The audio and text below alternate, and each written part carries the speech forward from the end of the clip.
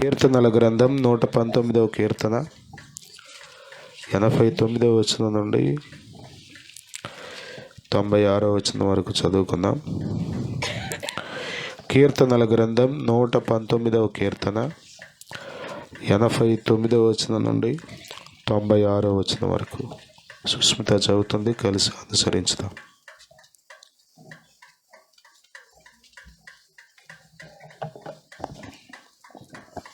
యెహోవా, నీ వాక్యము ఆకాశమందు నిత్యము నిలకడగానున్నది. నీ విశ్వాస్యత తరతరములుండును. నీవు భూమిని స్థాపించితివి, అది స్థిరముగానున్నది.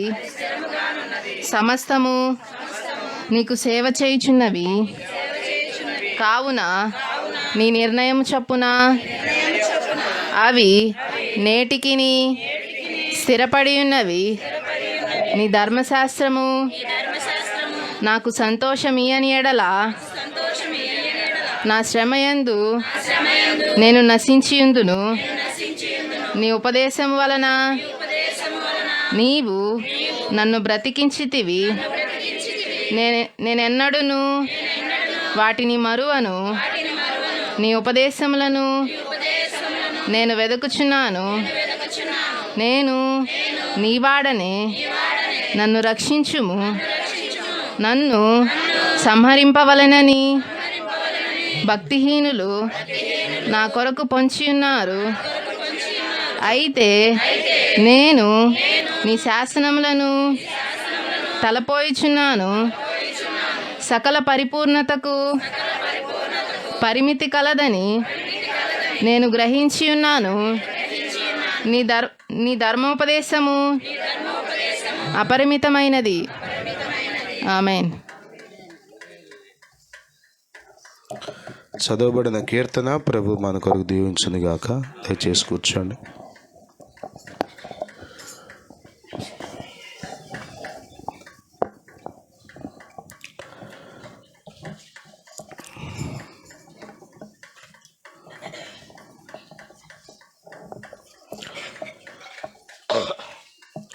దేవుని పరిశుద్ధ నామమునకు మహిమ కలుగును గాక.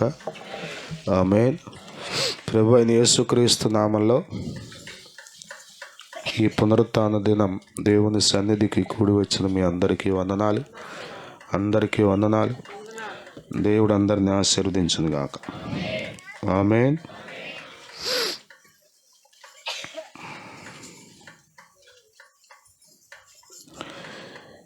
నూట 19వ కీర్తన 89 నుండి 96 వరకు ఉన్న వచనాలు చదువుకుందాం మనం.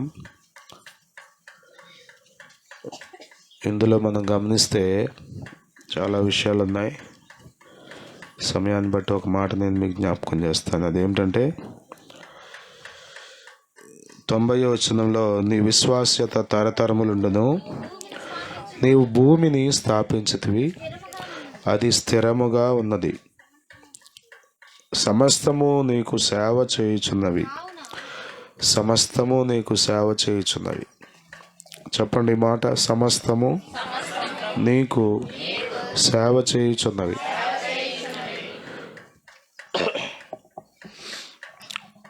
హల్లెలూయా.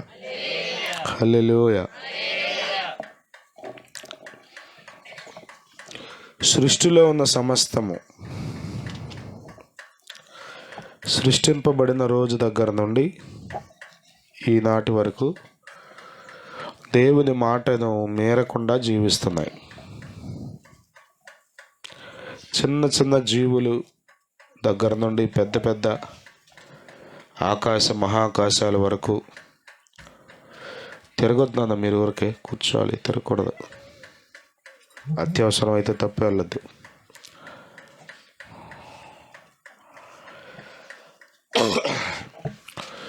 సమస్తము దేవుని మాటకు లోబడి దేవుని ఆజ్ఞ చొప్పున నడుచుకుంటున్నాయి. అందుకనే మనం గమనిస్తే సృష్టి అంతా ఆ క్రమంలోనే ఉంది.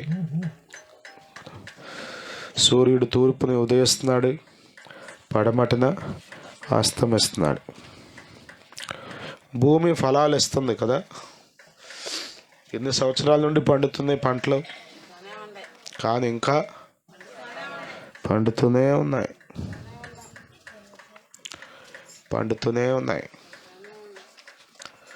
కాబట్టి మనం గమనించుకోవాల్సింది ఏంటంటే, సృష్టి ప్రణాళిక దేవునికి లోబడుతుంది.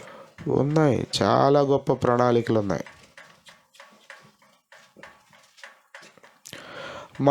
మనకు నచ్చినట్టు మార్గాల్లో నడుచుకుంటూ పోతున్నాం, అందుకనే ఎంతో నష్టపోతున్నాం. మనలో ప్రతి వాడును తనకిష్టమైన త్రోవకు తొలగిపోయిందని 53వ అధ్యాయం యెషయా గ్రంథంలో మనం చదువుతాం. ఇక వీడు వాడు అని భేదం లేదు, ఆ దేశం ఈ దేశం అని, చదువుకున్నాడు చదువులేనాడు అని లేదు. అందరూ మనలో ప్రతి వాడును తనకిష్టమైన త్రోవకు తొలగిపోయాను.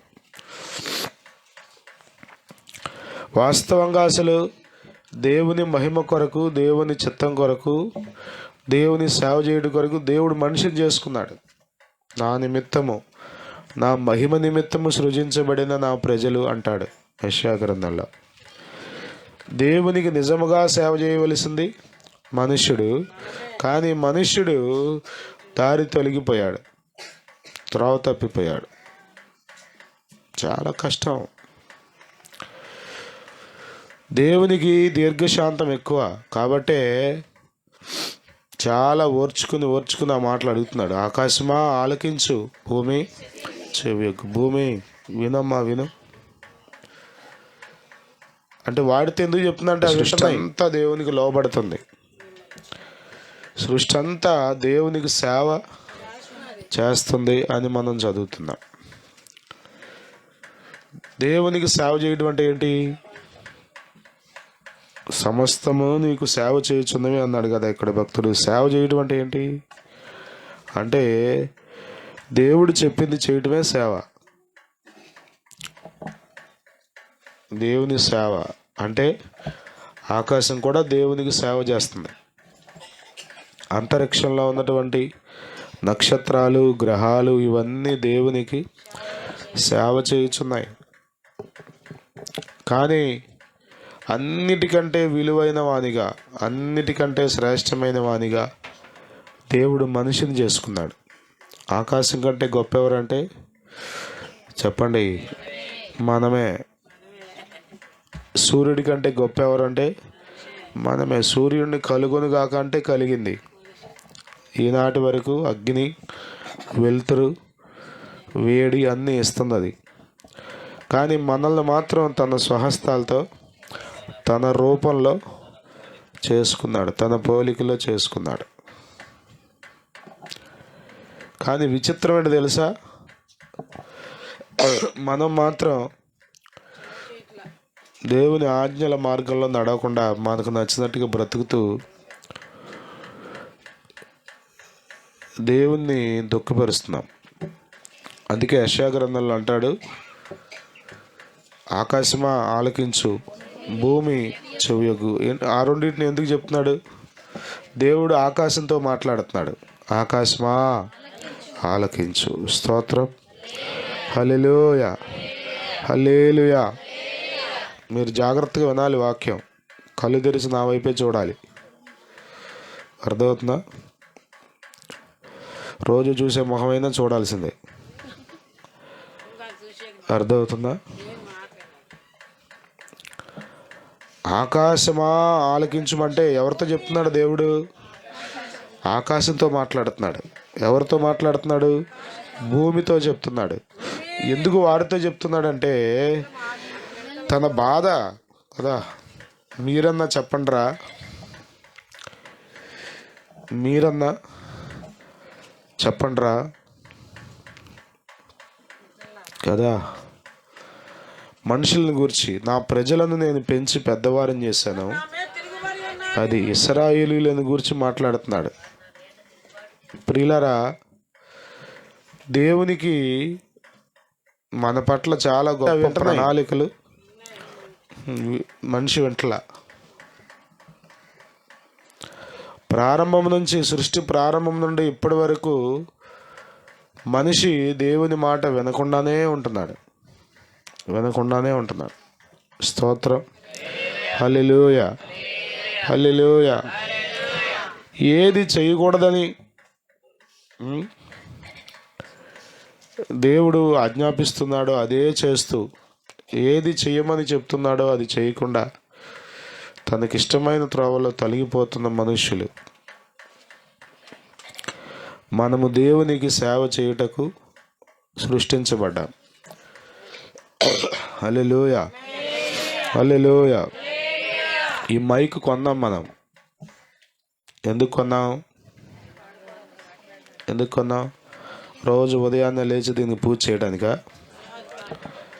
ఆరాధన జరిగేటప్పుడు, వాక్యం వినపడేటప్పుడు, వాక్యం చెప్పడం కోసం. దీని సేవ ఏంటి? ఇది ఏం సేవ చేస్తుంది అంటే చెప్పండి. ఆన్ చేసినప్పుడు ఆన్ అవ్వాలి, ఆఫ్ అవ్వాలి. హలో అంటే హలో అని, హలో అనకుండా, హలో అంటే ఇంకోటి అనుకోండి. అది నేను హలో అంటే దాంట్లోంచి ఇంకో మాట వస్తుంది అనుకోండి, మీకు ఏమనిపిస్తుంది? ఇది సేవ చేసే అనుభవాల్లో లేదు. Something wrong. ఎక్కడో టెక్నికల్గా తేడా ఉంది. మనము దేవుని సేవ చేయుట కొరకు నిర్మించబడ్డాం. దేవుని స్తోత్రం. హల్లెలూయా. నీ ఇష్టం వచ్చినట్లుగా నీవు జీవిస్తే దేవునికి సేవ చేసినట్టు కాదు. నాకు నచ్చినట్టుగా నేను బ్రతికేస్తే అది దేవునికి సేవ చేసినట్టు కాదు. మనమందరి పట్ల దేవునికి ఉద్దేశాలు ఉన్నాయి. భూమిని స్థాపించాడంట దేవుడు, అది స్థిరముగా ఉన్నది. సమస్తము నీకు సేవ చేయుచున్నవి. సృష్టి అంతటిని మీరు ఆలోచన చేయండి. ఎంతో నమ్మకంగా అన్నీ పనిచేస్తున్నాయి. సృష్టిలో ఏది ఎదురు చెప్పట్లా. సృష్టిలో ఉన్నవేవి ఎదురు చెప్పట్లా. కానీ మనం మాత్రం ఇది ఎందుకు చేయాలి? ఆదివారం ఎందుకు రావాలి ప్రార్థనకి? 9ంటికే ఎందుకు రావాలి? ప్రార్థన అంటే కళ్ళు ఎందుకు మూసుకోవాలి? 100 క్వశ్చన్లు వస్తాయి మనకి కదా. కానీ సృష్టిని చూడండి, ఏది ఎదురు ప్రశ్నించట్లా. ప్రశ్నిస్తుందా? ప్రశ్నించట్లా. సృష్టి అంతా దేవుని సేవ చేస్తుంది. మనం కూడా దేవుని సేవ చేయాలి. ఆమె హల్లెలూయా, హల్లెలూయా. మనము సేవ చేయుటకు మాత్రమే సృష్టించబడ్డాం. దేవునికి సేవ అంటే ఏం చేయాలి అంటే దేవుని మాట చొప్పున నడుచుకోవాలి. దేవుడు చేయమన్నట్లుగా చేయాలి. దేవుడు వద్దన్నట్లుగా అవి మానేయాలి. ఇది దేవునికి అనుకూలమైన సేవ. రోమాపత్రిక 12వ అధ్యాయం మొదటి 2 వచనాలు చూడండి. కాబట్టి సహోదరులారా, పరిశుద్ధమును దేవునికి అనుకూలమునైన సజీవ యాగముగా మీ శరీరములను ఆయనకు సమర్పించుకొనుడని దేవుని వాత్సల్యమును బట్టి మిమ్మును బతిమలాడుకొనుచున్నాను. ఇట్టి సేవ మీకు యుక్తమే. ఏ సేవ అంటే మీ శరీరాలను సజీవ యాగముగా దేవునికి సమర్పించుకోవాలి. అర్థమవుతుందా? పెడసనగల్లో 2 రోజుల క్రితం మొన్న హత్య జరిగింది. చర్చికి వెళ్ళే వ్యక్తి అంటే అతను భార్యను చంపేశాడు. అయ్యగారు చెప్పిన రాత్రి సమాధి చేసి వచ్చారు. మన అయ్యగారు వెళ్ళి చేసి వచ్చారు. పాస్టర్ గారు అక్కడ పోస్ట్ మార్టం చేసిన బాడీ కదా, భయపడిపోయారు. రాత్రి 9 టైంలో సమాధి కార్యక్రమం చేసి వచ్చారు. భార్య పరపురుషుడితో జీవిస్తూ ఏకంగా ఇంటికే తెచ్చుకుంటుందంట. ఇతనేమో చాలా నమ్మకమైన విశ్వాసం, చాలా యోగ్యుడంట. పాపం రోజు చెప్తాడంట, అమ్మ ఇది నీకు తగదు, మందిరానికి రా, ఇది తగదు, మందిరానికి రా, నేను చర్చికి రాను, నువ్వు వెళ్తే వెళ్ళు లేకపోతే లేదు, నేను వీడిని వదిలిపెట్టను, నేను ఇట్లాగే జీవిస్తా. పెద్ద మనుషుల్లో పెట్టారంట. ఎన్నెన్నో చేశారట. కానీ ఏమాత్రం నీ శరీరం ఎవరి కొరకు చెప్పండి? ఎంత ఘోరం. ఆమె చచ్చిపోయింది, ఇతడేమో జైలు పాలయ్యాడు. అయ్యగారు నాతో చెప్పిన మాట ఏంటంటే, చాలా మంచి బిడ్డ అండి అతను అని. చాలా ఎంత తట్టుకోలేకపోయాడు. ఇక మంచం మీద పడుకుంటే చంపేశాడు, పచ్చడి పండు ఏదో పట్టుకొని. నీ శరీరం నీ ఇష్టమేనా?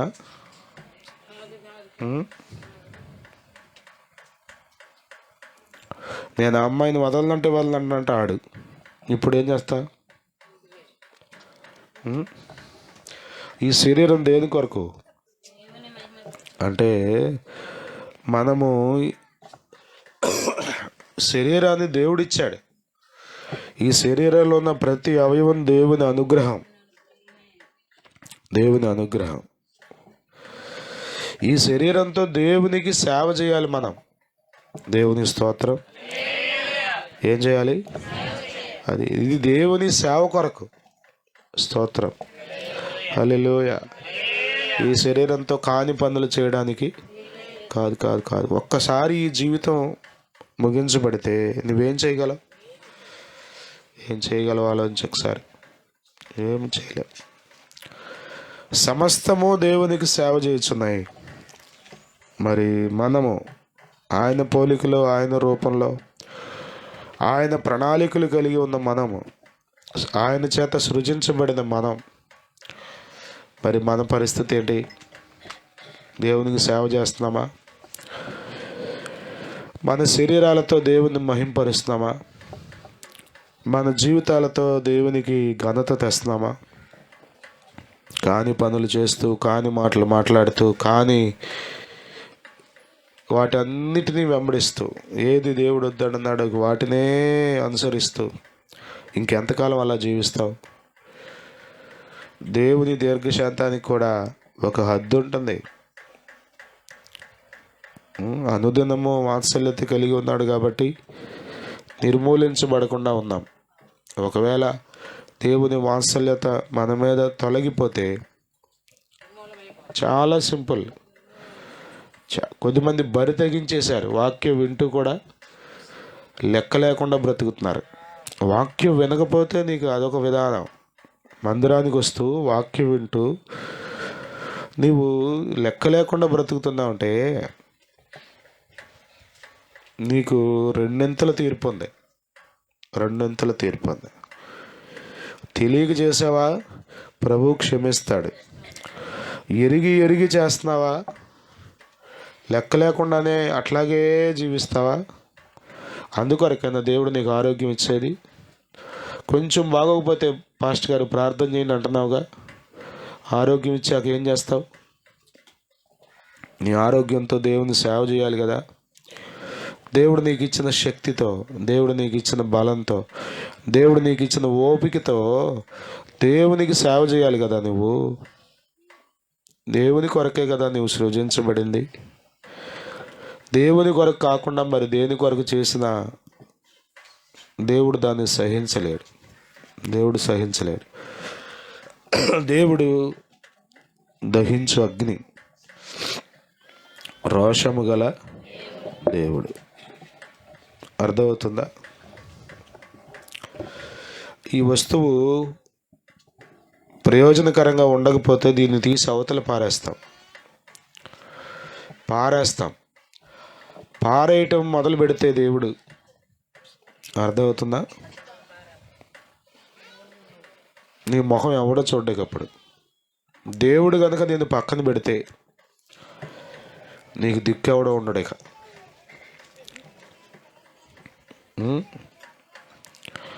నీ అందాన్ని, నీకున్నటువంటి చదువును, నీకున్నటువంటి మరి దేన్నో ఆధారం చేసుకుని నువ్వు చెడిపోతే ఎంత ప్రమాదమో. చెడిపోకూడదు.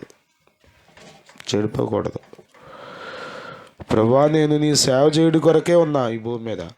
నీ మాట చొప్పున నడుచుకుంటా, నీకు మహిమ తెస్తా, అందుకొరకే బ్రతుకుతా అని మనం బ్రతకాలి. ఇశ్రాయేలీయులు మాటి మాటికి దేవునికి అవిధేయులే జీవించారు, కాని పనులే చేశారు. అందుకే దేవుడు నిత్యము వారి పట్ల విసుగుదల కలిగి ఉన్నాడు, దుఃఖపడుతూనే ఉన్నాడు ఎల్లప్పుడు.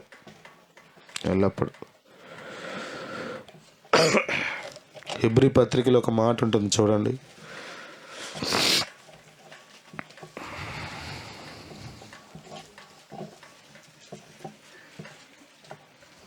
12వ అధ్యాయం 27 నుండి చూడండి. 26 చదువుతారా? అప్పుడు ఆయన శబ్దము భూమిని చెలింపజేసెను, కానీ ఇప్పుడు నేను ఇంకొకసారి భూమిని మాత్రమే కాక ఆకాశమును కూడా కంపింపజేతును అని మాట ఇచ్చి ఉన్నాడు. ఇంకొకసారి అను మాట చెల్లింప చేయబడనివి నిలకడగా ఉండు నిమిత్తము అవి సృష్టింపబడినవన్నట్టు చెల్లింప చేయబడినవి బొత్తిగా తీసివేయబడునని అర్థమిచ్చుచున్నది. భూమిని దేవుడు స్థిరపరిచాడు, కానీ ఏమన్నాడు దేవుడు? నేను దాన్ని చెల్లింపజేస్తానన్నాడు. స్తోత్రం, హల్లెలూయా, హల్లెలూయా. అర్థమవుతుంది మీకు? భూమిని మాత్రమే కాదు, ఆకాశాన్ని కూడా నేను చెల్లింపజేస్తాను, కంపింపజేస్తాను అన్నాడు. వాస్తవంగా ఆకాశము, భూమి ఇవన్నీ స్థిరంగా ఉన్నాయి, స్థిరపరచబడి ఉన్నాయి మనం చదువుకునే కీర్తనలు. కానీ వీటిని కూడా కంపింపజేస్తాయి. ఎందుకొరకు తెలుసా? మనుష్యుడి నిమిత్తం. 28వ వచనం కూడా చూడండి. అందువలన మనము నిశ్చలమైన రాజ్యమును పొంది దైవ కృప కలిగి ఉందుము. ఆ కృప కలిగి వినయ భయభక్తులతో దేవునికి ప్రీతికరమైన సేవ చేయుదము. ఏలయనగా మన దేవుడు దహించు అగ్ని అయి ఉన్నాడు. చూసారా? దైవ కృప కలిగి వినయ భయభక్తులతో దేవునికి ప్రీతికరమైన సేవ చేయాలి. మనకు నచ్చినట్లుగా బ్రతికేయటం దేవునికి ఇష్టమైన సేవ కాదు. అర్థమవుతుందా? బాగాలేదండి అని ఇంట్లో పడుకోవటం చెప్పండి దేవునికి ఇష్టమైంది. ప్రభువా నీకు తెలుసుగా నా బాధ అంతా, ప్రభువా నీకు తెలుసుగా నా కష్టం, దగ్గి అట్ట ఉందా నా బాధ. అది దేవునికి ప్రీతికరమైన సేవ కాదు. నిశ్చలమైన రాజ్యం ప్రభు మనకి ఇవ్వబోతున్నాడు. హల్లెలూయా. ఈ స్థిరమైన భూమే కంపిస్తుంది కదా, భూకంపాలు వస్తున్నాయి మనకు చూస్తున్నాం.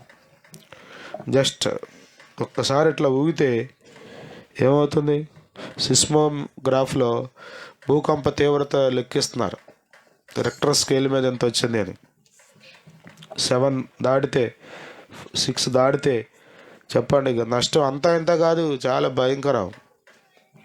బిల్డింగ్ కట్టడానికి ఎన్నో రోజులు, నెలలు, సంవత్సరాలు, ఎన్నో లక్షలు, కోట్లు అవుతున్నాయి.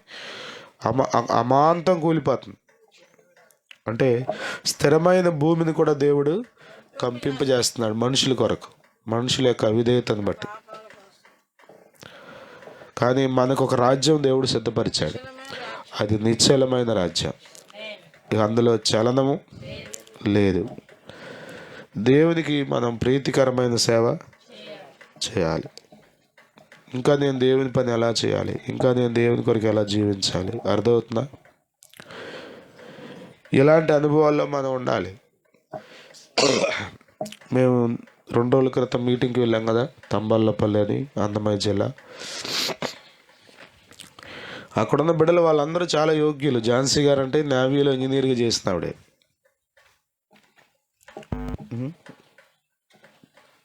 చాలా ఆస్తిపరులు. కులం ప్రకారం చూసుకుంటే ఉన్నత కులమే.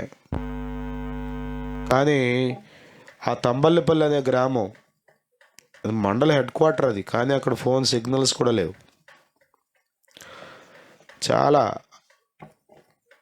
ఇంట్లో మంచి పరుపులు ఉంటాయి, ఏసీలు ఉంటాయి, అన్ని సౌకర్యాలు ఉంటాయి వాళ్ళ ఇళ్ళల్లో. ఇంకొక సిస్టర్ అయితే నేను పొద్దుట పిల్లలతో కూడా చెప్పాను, కొడుకు అమెరికాలో సాఫ్ట్వేర్ ఇంజనీర్గా చేస్తున్నాడు. రేపు 14వ తారీఖు పెళ్ళి. కోడలు ఎంబీబీఎస్ చేసింది, అమెరికాలోనే ఎంఎస్ చేస్తుంది. కొడుకు అమెరికాలో ఉంటే ఎలా ఉంటుందంటారు ఇంట్లో పరిస్థితి? తక్కువే ఉండదు. కానీ మీరు నమ్మండి, చాలా మందిరంలో పడుకున్నారు. అక్కడ ఏమి లేదు పడుకోవడానికి, అక్కడ ఏమి లేవు. 15 డిగ్రీలు టెంపరేచర్ ఉంది అక్కడ. 15 డిగ్రీలు, అసలు అల్లాడిపోతున్నాం. ఆ చర్చి కడుతున్నారు అంతే, పూర్తిగా కట్ల, అంతా ఓపెన్గానే ఉంది. ఎన్ని దుప్పట్లు కప్పుకున్నా చలాగట్లా. ఇది సేవ అంటే. అవకాశం ఉండే ఇంట్లో పడుకోవటానికి వాళ్ళకి 1,00,000 రూపాయలు కానికిచ్చి సేవ చేసుకోండి ఎవరో ఒకరికి, అది పాస్టర్ గారికి ఇచ్చేస్తే సరిపోద్ది. కాదు, మేమే వెళ్ళాలి, మేమే వెళ్ళి సేవ చేయాలి. ఆడపిల్లలండి, యవ్వనస్తులు, అర్థమవుతుందా? అందరూ స్త్రీలే వాళ్ళు. నాకు అనిపించింది, ప్రభువా వీళ్ళకి ఏదో నేను వాక్యం చెప్పడం కాదు, కానీ వీళ్ళని చూస్తే నాకు ఆశీర్వాదం, వీళ్ళ దగ్గర ఉంటే నాకు ఆశీర్వాదం, నాకు బుద్ధి రావాలి నాయనా అనుకున్నాను. దేవునికి ప్రీతికరమైన సేవ ఏముంది చెప్పండి? బ్యాక్గ్రౌండ్ ఉంటే సేవ చేయవా? 4 రూపాయలు డబ్బులుంటే మందిరంలో మోకరించవా? దేవుడు దహించి అగ్ని ఉన్నాడు. భూమిని కంపింపజేసినాడు, నిన్ను కంపింపజేయటం ఎంతసేపు? కాళ్ళల్లో వణుకు మొదలైతే, నీ గుండెల్లో దడ మొదలైతే, దాన్ని తప్పించడం, దాన్ని బాగు చేయటం ఎవడి వల్ల కాదు, ఎవడి వల్ల కాదు. 2వ రోజు పగలు స్త్రీల కూడికి జరుగుతుంది. ఆ ఝాన్సీ సిస్టర్కి హార్ట్ అటాక్ వచ్చింది.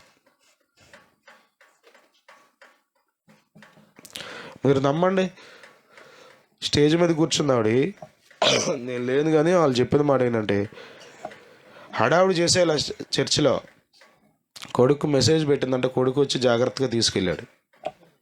సంథింగ్ హార్ట్ ఏదో తేడా వచ్చింది. అప్పటి వరకు హార్ట్ ప్రాబ్లం లేదంట.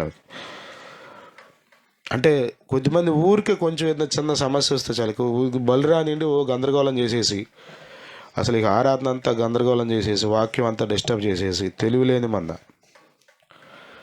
హార్ట్ అటాక్ వస్తే కొడుకు మెసేజ్ పెట్టింది, వచ్చాడు, సైలెంట్గా తీసుకెళ్ళాడు కారులో. దేవుని కృపలో క్షేమంగా ఉన్నామే. మందులతోనే తగ్గిపోయిందంత ఆ బ్లాక్ అయిందంతా, అదంతా మందులతోనే క్లియర్ అయిపోయిందని చెప్పారు. ఇంటికి వెళ్ళిపోయారు. నేను మీకు ఏం చెప్తున్నా అంటే, అంత భయంకరమైన పరిస్థితులు ఉన్నా కూడా హాస్పిటల్లో ఉన్నామే. ఇక్కడ ఏం జరుగుతుంది? పాటలు ఎవరు పాడుతున్నారు, సాక్ష్యం ఎవరు చెప్తున్నారు, ఎవ్రీథింగ్ అక్కడి నుంచి మానిటర్ చేస్తుంది.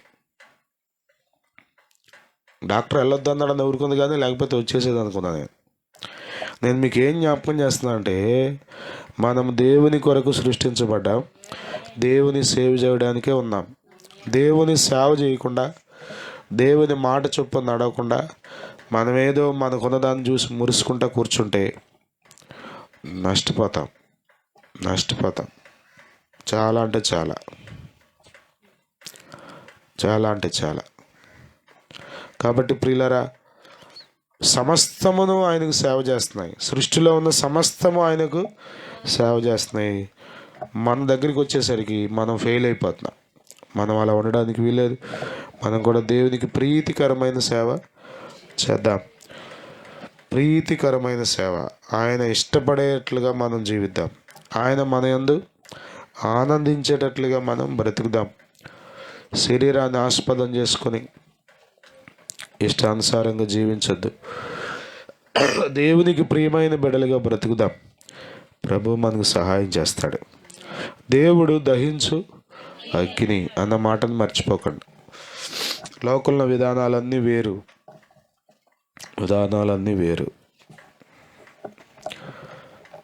ఈయన పరిశుద్ధుడు, పాపమును ఏమాత్రం సహించడు ఆయన. కాబట్టి పాపాన్ని విడిచిపెట్టి పరిశుద్ధులుగా జీవిస్తూ దేవునికి ప్రియమైన బిడ్డలుగా బ్రతుకుదాం. పాస్టర్ గారికి భయపడమాకండి, ముందు దేవునికి భయపడండి. కొద్దిమంది ఊరికి అట్లా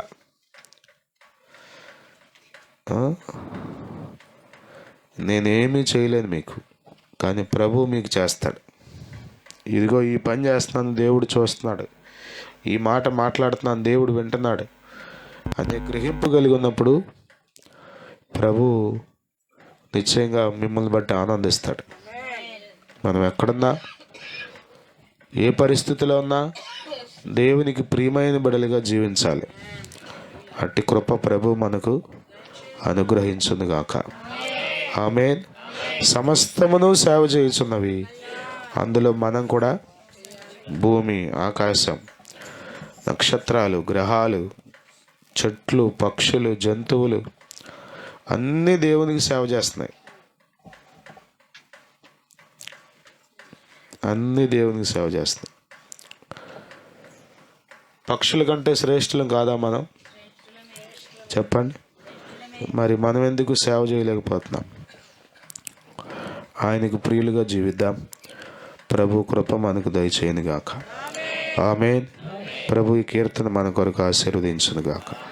ఆమేన్. సాక్ష్యాలకు సమయం.